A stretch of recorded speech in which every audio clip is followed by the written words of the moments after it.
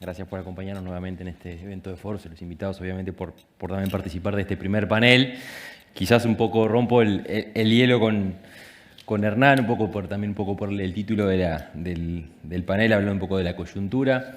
¿Qué nos puede decir Hernán de los principales indicadores hoy de la economía? Tenemos una inflación obviamente que está a niveles históricamente bajos, quizás un crecimiento todavía flaco después de lo que ha sido el impacto de la sequía, pero bueno, perspectivas de que este año se va a crecer. ¿Qué nos puedes decir en titulares de hoy de los principales indicadores de la economía?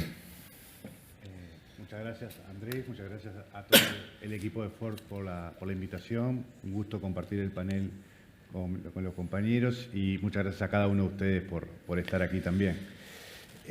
Yo te diría que en titulares venimos de un año 2023 que es malo si uno mira el dato del producto. La economía básicamente estuvo estancada, pero eso está muy influido justamente por la sequía, ¿no? Y si uno despeja eso, ve que los datos de la economía real no estuvieron mal. La creación de empleo fue muy buena, unos 40.000 empleos, se empezó a recuperar el salario real, empezó a bajar la inflación realmente. Uruguay venía arrastrando un problema de inflación alta en términos comparados, esa inflación estable en 8% durante demasiados años, nos dejaba con la inflación más alta de América Latina después de Argentina y Venezuela, lo cual obviamente es un dato muy malo. Y haber logrado bajar la inflación más o menos a la mitad, yo creo que es un dato bien relevante en términos de la estabilidad macro. Si a eso uno le suma los logros fiscales, que se haya instalado una regla fiscal, que se esté cumpliendo esa regla fiscal, que Uruguay haya logrado mejorar en todas las calificadoras de riesgo su nota, que haya logrado emitir deuda a las tasas más bajas de la historia, que estemos pagando menos puntos del PIB de intereses de deuda y que tengamos el menor riesgo país de América Latina hoy, también son datos muy buenos de la coyuntura macro. Este año creo que vamos a tener una economía que va a crecer bastante más que el año pasado, vamos a estar creciendo en torno al 4%, probablemente algo más del 4% incluso. Pero eso creo que también hay que poner en el contexto de que si tomamos los últimos 10 años, probablemente la economía uruguaya crezca poco más del 1%, lo cual nos plantea que tenemos un desafío efectivamente de crecimiento, tenemos que crecer bastante más. Ahora, yendo al punto, la coyuntura, yo creo que estamos en un buen momento en términos de creación de empleo, estamos 80.000 puestos de trabajo encima del 2019, con una masa salarial, salario y cantidad de empleo que es la mayor en muchísimos años, y también una recuperación muy grande del ingreso de los hogares, que está impulsando fuertemente el consumo, ¿no? Al salir de la pandemia tenemos una economía que crecía por crecimiento de la inversión y las exportaciones. El año pasado y tenemos una economía que crece por el aumento del consumo y eso creo que se siente en un mayor bienestar de la población. Fernanda, Uruguay obviamente destaca en varios indicadores, sobre todo a nivel regional, también en algún caso a nivel global. ¿Cómo estamos hoy en algunos indicadores más de percepción de opinión pública, confianza, institucionalidad? ¿Cómo está el país hoy? ¿Ves algún riesgo en ese sentido? Buenos días, gracias por la pregunta. Suscribo los saludos de Hernán. Uruguay sigue estando muy bien en los indicadores regionales, sobre todo que son los que son más directamente comparables en materia de opinión pública. El Barómetro de las Américas, que es este proyecto que mide las actitudes, valores y comportamientos democráticos de los ciudadanos de toda la región en base regular, muestra nuevamente a Uruguay al tope de los indicadores más relevantes en cuanto al compromiso de los ciudadanos con su sistema político y con la democracia, que no es poca cosa en el concierto regional.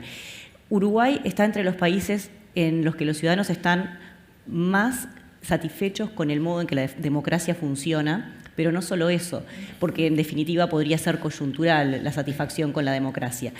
Está entre el grupo de países, es el primero o el segundo país de la región, que más apoya la idea de que la democracia es el mejor sistema de gobierno que nos podemos dar. Algo que ha ido variando bastante en la región con una tendencia a la baja en los últimos 20 años. Ahora está estabilizado en torno del 50% para la región, Uruguay está 20 puntos por encima de eso. Más importante aún, en este contexto electoral, Uruguay es el país de la región donde los ciudadanos más confían en las elecciones. Los procesos electorales han sido muy degradados en la visión de los ciudadanos en muchísimos países de la región. Hoy, en muchos países de la región hay más de la mitad de los ciudadanos que no confían en el proceso electoral, que no creen que los votos sean contados justamente, que creen que los dineros influyen en los resultados electorales. Bueno, Uruguay es atípico en ese sentido y es el país que más confianza recibe en las elecciones, y esto es muy importante.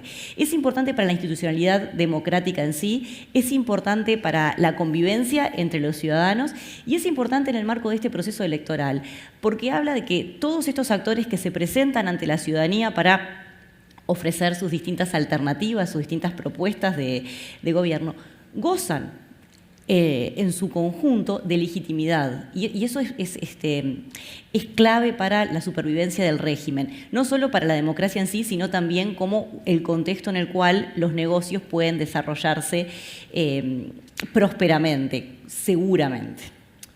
Gracias. Enrique, estamos ya hace unos cuantos años atravesando una ola de la innovación con el desarrollo de todo lo que ha sido primero el software, después empresas tecnológicas, el arribo de Google, de Microsoft. ¿Cómo estás viendo esa nueva industria relativamente joven para el país y qué le está aportando hoy a nivel de obviamente del producto, pero también en otros indicadores? Gracias, Antonio, y gracias por la invitación a estar aquí. Realmente la coyuntura del sector de innovación y emprendimientos en Uruguay es muy buena, es una coyuntura que se viene acelerando y que, como tú decís, eso se nota porque empresas que antes no nos tenían en el radar, como tú decías, Google, New Lab, Microsoft Lab, deciden instalarse en Uruguay. Entonces, ¿esto qué muestra? Es un sector que tiene una cultura, una forma de ver el país muy diferente a los sectores quizás más tradicionales. ¿Qué quiero decir con esto? Muchas veces los sectores tradicionales se preocupan porque viene alguien a competir si instala acá. Y en este sector pasa todo lo contrario. Cuanto más empresas internacionales de alto nivel vengan y se instalen acá, se genera un optimismo, se genera una fuerza de atracción que lleva a la aceleración. Y este es un proceso que se ha dado, en los últimos 20, 24 años y que empezó con algo muy incipiente cuando una alianza público-privada, que fue el LATU con Universidad Ort, crearon la primera incubadora, más una cantidad de acciones que se impulsaban desde el sector privado. Y ahí, gradualmente, llegamos a lo que es hoy 52 instituciones que están viendo la oportunidad de que Uruguay sea un hub de innovación. Entonces, este posicionamiento de Uruguay Innovation Hub, que es una marca que empieza a ser reconocida, genera un potencial muy grande de generación de exportaciones, generación de empleo altamente especializado. Entonces, eso es lo que estoy viendo y es lo que está pasando hoy en el país. Perfecto, gracias. Mariano, y cuando hablaba contigo un poco fuera, destacaba el caso de que a veces en Uruguay, obviamente hay industrias con problemas, la cuestión de los costos es algo que es recurrente, lo vemos en las noticias en las últimas semanas, pero también hay casos de empresas que, toman el camino de buscar una alternativa y me parecía interesante que contaras un poco cómo una industria tradicional, en este caso intensiva en el uso de energía, dio un giro de timón y hoy está exportando a, corregime, Estados Unidos, en la región. Contame brevemente, la historia de la empresa pero sí cuáles fueron los tips para que una industria desde Uruguay esté hoy exportando al mundo. Gracias obviamente por estar acá presentes y comparto lo que dicen mis colegas. O sea, estamos en un país primero que macroeconómicamente, institucionalmente te da una seguridad. A mí me toca, mi empresa es una empresa multilatina, está en todos los países de Latinoamérica. Y nosotros realmente estamos en una isla institucional, macroeconómica, pero que requiere y es una industria uruguaya que es viable y estructuralmente rentable y viable. El tema es que, como dice el título, hay que reinventarse. Yo estoy hace 6 años, cuando yo llegué, la situación era totalmente inversa, estábamos más parados en lo que no controlábamos que en el proceso interno. Y hace 6 años decidimos reinventarnos, nos pusimos un título que era Uruguay for Export, me acuerdo como si fuese hoy, en un contexto en el cual no damos la talla para nada. Entonces dijimos, si nosotros queremos ser Uruguay for Export, no solo de productos, de valor agregado, sino también de procesos productivos, de innovación y sobre todo de recursos humanos, que acá tenía que ser la cuna de los futuros directores de todo el resto de la región, había que hacer las cosas diferentes. Y ahí es donde empezamos a trabajar y nos dimos cuenta que gran parte de la génesis estaba adentro y no afuera. Entonces empezamos a trabajar el producto, la calidad, el costo. Para exportar uno tenía que tener buenos precios, pero también buena calidad. Entonces teníamos eficiencias de máquinas muy bajas, entonces empezamos a dedicarnos de manera conjunta con el sindicato. Entonces empezamos a trabajar un modelo en todo el P&L que nos hizo tener un buen producto, no solo local, sino para exportar, y después un componente de costo y estructura que fuera viable. Y hoy, 5 años, 6 años después, el año pasado, orgullosos, ganamos un premio regional. Uruguay salió como la Copa Softis, que le dice, que era un premio a la gestión empresarial. Históricamente la industria nuestra, que es una industria pesada, el tema de los accidentes es muy ácido. Bueno, cumplimos más de un año sin accidentes.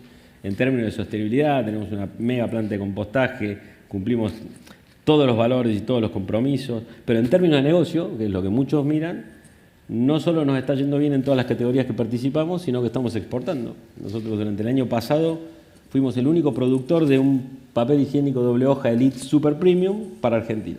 Lo que sí tuvimos que reinventarnos es decir, dejar de hacer commodities para hacer lo que nadie quiere hacer en la región, que por lo general son productos complicados, son productos que para un Brasil son batch de producción muy corto y con mucha merma. Bueno, para nosotros es tener una estabilidad de producción.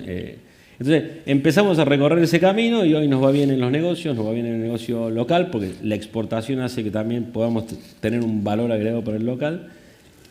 Y lo bueno que hicimos todo eso con un buen clima laboral, porque también nos dio muy bien el clima. Entonces yo creo que soy un convencido que la industria uruguaya es viable, sí es viable. Por eso para mí el principal objetivo hoy es transmitir optimismo. Yo creo que si uno se convence que nuestro mercado no son los 3.300.000, más a veces un Paraguay, sino nuestro mercado es el mundo. Y cuando digo el mundo, no es solo el sur de Brasil o Argentina. Hoy estamos exportando a Houston, a Texas, un producto semielaborado. Y en un principio nadie nos daba 2 pesos a Uruguay. Y sin embargo, nosotros fuimos, entendimos cómo había que hacer. Obviamente es un producto muy especial, pero que lo estamos haciendo. Entonces, ¿es viable la industria uruguaya? Es viable. ¿Es rentable? Es rentable. Ahora lo que sí hay que trabajar internamente. O sea, la macroeconomía irá por su camino.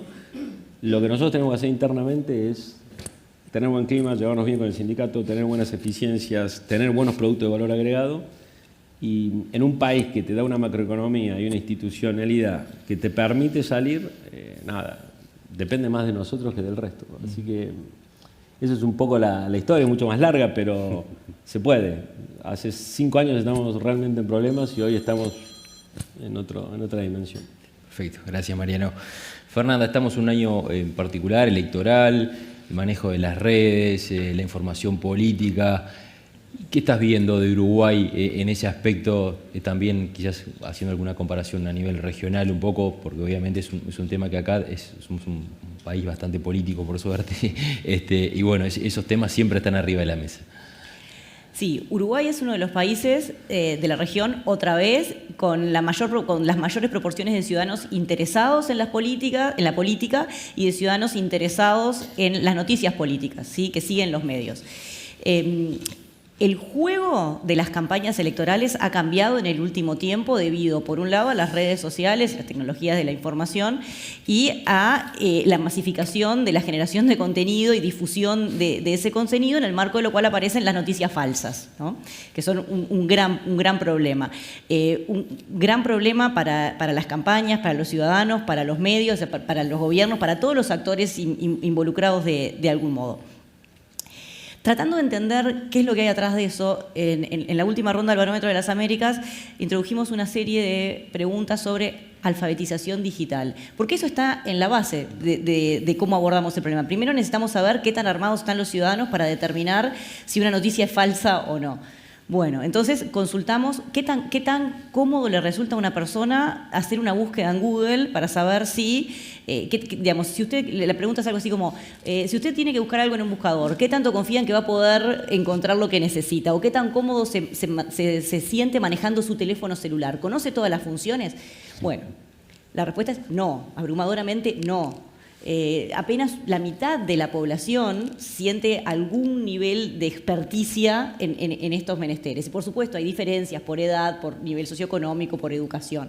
Pero además también fuimos más allá y preguntamos si alguien había percibido o sospechado de la veracidad de alguna información que había leído en el último tiempo. La mitad de la gente encontró una noticia falsa o una noticia que era pasible de ser falsa o que al menos le resultó sospechosa. Pero de esos, solo el 60%, en el mejor de los casos, que es Uruguay, hizo algo para verificar si era o no. Entonces, tenemos un 80% de personas que tienen redes sociales, alguna red, con distintos niveles de uso, ¿no? O sea, los usuarios activos de Twitter son muchos menos que aquellos que tienen WhatsApp, pero todos somos pasibles de recibir una cadena de WhatsApp, por ejemplo. Más de la mitad vio alguna noticia que le llegó por redes o alguna información política que le pareció al menos sospechosa, pero fueron muy pocos los que tomaron una acción respecto de eso.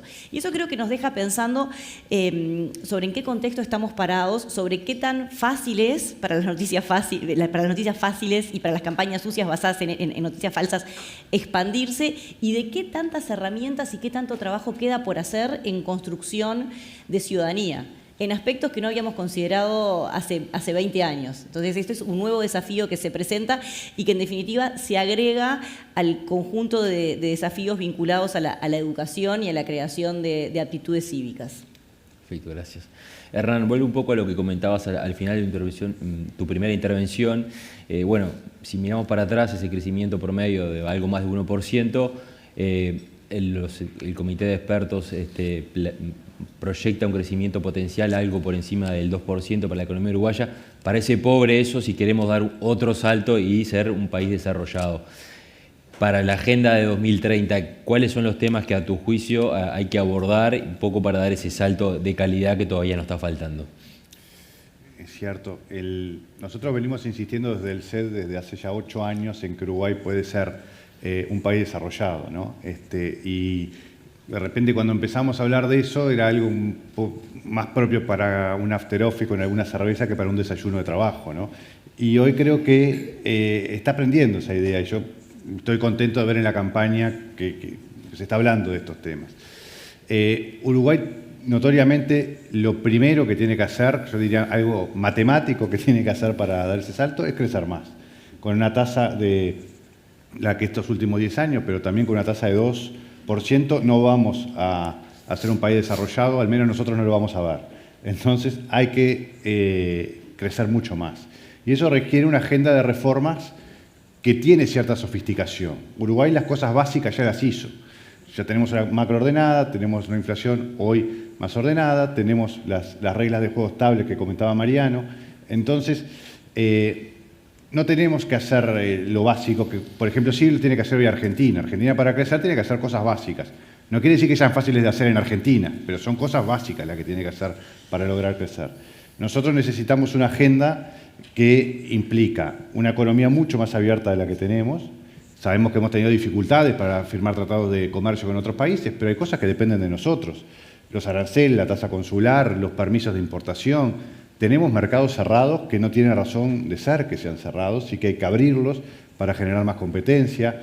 Tenemos una regulación laboral que la ley madre viene de la Segunda Guerra Mundial. En un país que apuesta a la innovación, como comentaba Enrique, no tiene sentido que tengamos esta regulación laboral tan rígida en la que no es posible meter la productividad, porque al negociar con ramas, con empresas tan distintas, empresas grandes, chicas, Montevideo Interior, las que le va bien, las que le va mal, no tiene sentido, descripciones de categorías de trabajo absurdas. Hay mucho para avanzar en la regulación laboral. El Estado también tenemos que cambiar la lógica de controles, tenemos que cambiar el tema de las regulaciones en general sobre las empresas, sobre el trabajo, sobre el sistema financiero, sobre un montón de cosas. Hay, digamos, una agenda de reformas que Uruguay se debe, que si no las hacemos no vamos a dar ese salto al desarrollo. Entonces, creo que hay que unir, el desafío hoy me parece que es bueno que estemos muchas personas hablando de que Uruguay puede ser un país desarrollado. Creo que hay que bajar a tierra de cuáles son las medidas concretas que hay que dar. Y eso se resume en que Uruguay sigue necesitando un impulso liberal. Por suerte, la libertad política es un valor compartido por la inmensa mayoría de los uruguayos, pero la libertad económica sigue generando algunas resistencias. Y es por ese camino de una mayor libertad económica que vamos a poder llegar al desarrollo. Gracias, Hernán.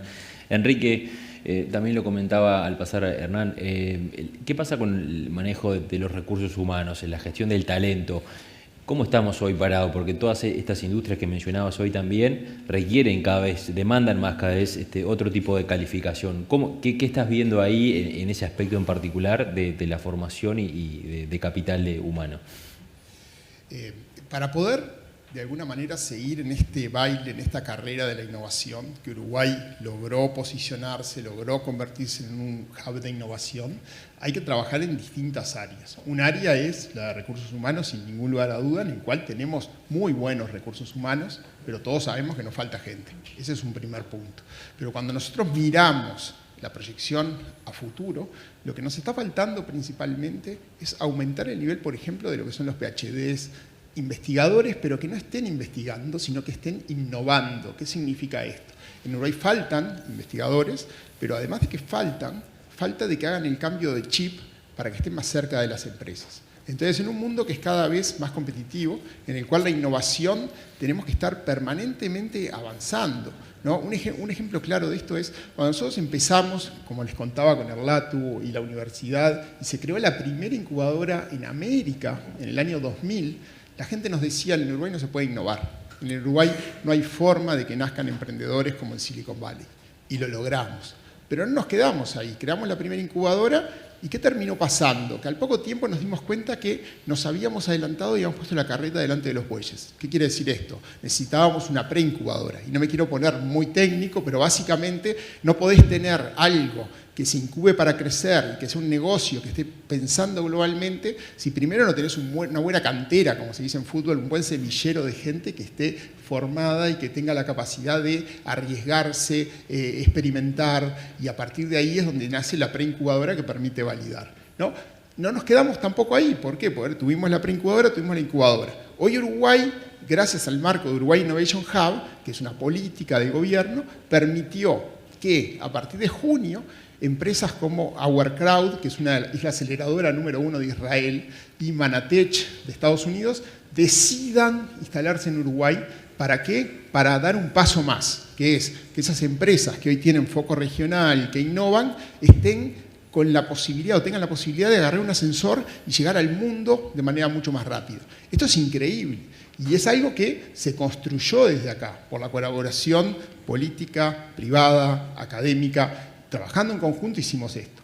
¿Qué falta? Bueno, como tú decís, falta lograr de que cada vez más uruguayos desarrollen posgrados para que sean capaces de aplicarlo a esta competencia que va tan rápido que si no somos capaces de tener esos PhDs que estén trabajando con la industria mano a mano, nos vamos a quedar atrás.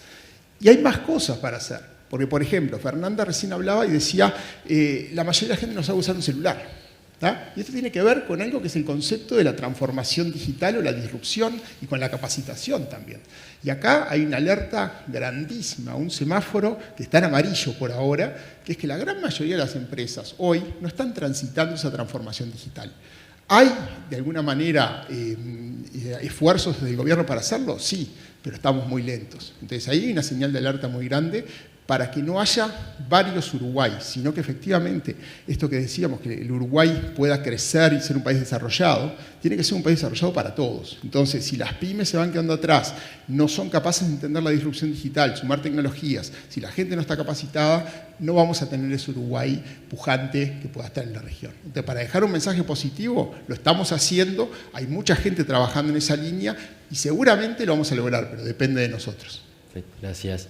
Mariano, para cerrar un poco, me quería quedar con una impresión tuya de cómo ves el futuro de la industria, no solo de tu sector, sino por dónde ves que puede pasar para muchas hoy que tienen problemas de competitividad, de costos, de acceso a mercados, la estrategia para seguir en un rubro tan importante como la producción industrial en el país. A ver, por el lado de... Voy a empezar por lo nuestro. Yo creo que hay que seguir profundizando el modelo.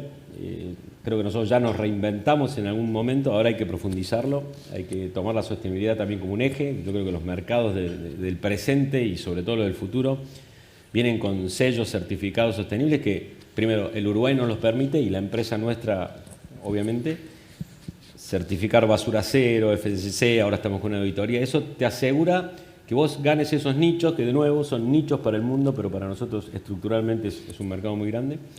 Y estamos hablando del tema de recursos humanos. Gran parte del éxito de la reinvención nuestra no fue un tema de una idea de negocio, porque fue un modelo que es copiable.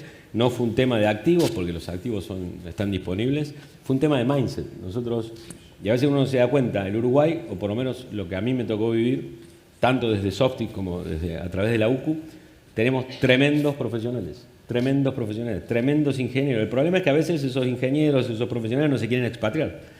Pero el valor agregado que hay acá hemos hecho cosas con una planta que yo diría, no sé, del 1 al 10 estamos 7 versus el resto, con menos tecnología o con máquinas no tan nuevas. Hemos hecho cosas que ni siquiera un Brasil, un México, un Chile lo pueden hacer.